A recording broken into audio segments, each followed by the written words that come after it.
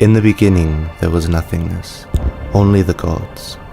Tired they were, for the void had grown dreary, and they longed for entertainment. They stole the light from the stars and used it to build a body of earth and rock.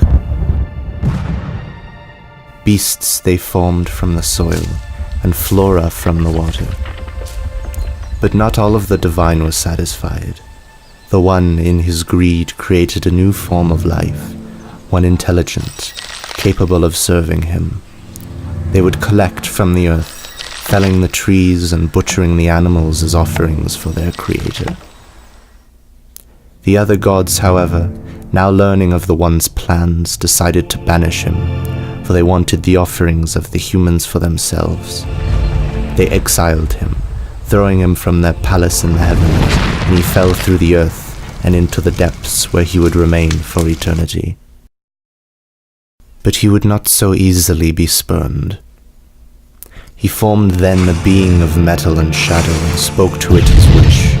If humanity should continue to reap the earth, taking it for themselves and for the divine, the being should arise, cleansing the planet of all human life.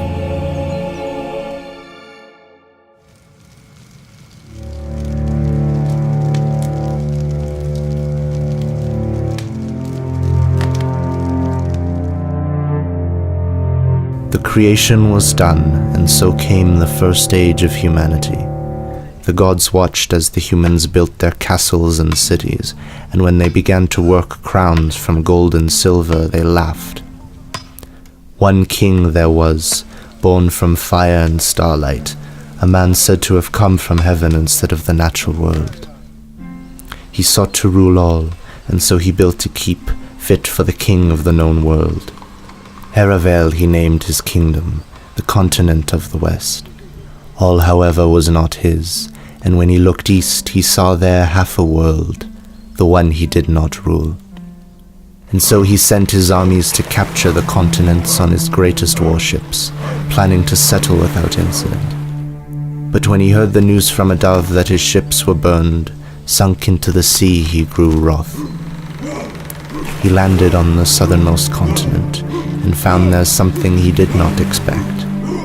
There were no humans, but creatures of silver, their skin like polished steel. They drew their blades and attacked him, wielding their swords as if they were only flickers of light, dancing through the flesh of his soldiers. When the creatures were slain, Alvador saw atop a distant hill a man astride a horned beast.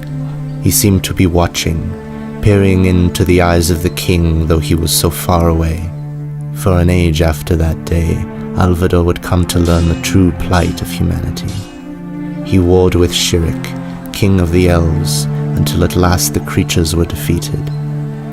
They fled into the mountains, where they hid from their enemies. One day soon after, Alvador Zoranda passed, taken back, some say, to the heavens where he came from.